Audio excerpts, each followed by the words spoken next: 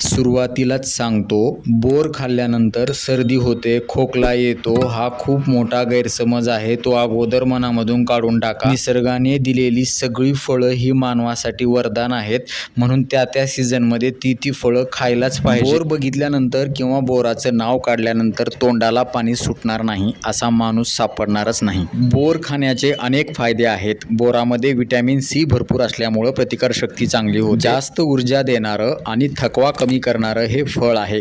लोह असल्यामुळं रक्तवाढीसाठी फायदेशीर ठरतं. कॅल्शियम असल्यामुळं हाडे मजबूत होण्यासाठी मदत होते. फायबर भरपूर प्रमाणामध्ये असल्यामुळं पचनक्रिया सुधारण्यासाठी मदत होते. सोबत पोट साफ होण्याचा जर आजार असेल तर बोर खाल्ल्यानंतर तो सुद्धा दूर होऊ शकतो. कमी कॅलरीज असल्यामुळं वजन कमी करण्यासाठी फायदा होतो. अँटीऑक्सिडंट भरपूर प्रमाणामध्ये असल्यामुळं लिव्हरचं आरोग्य चांगलं राहतं. त्यामुळं नीट लक्षात ठेवा, हिवाळ्यामध्ये जर आजारांपासून दूर राहायचं असेल तर बोर नक्की खा.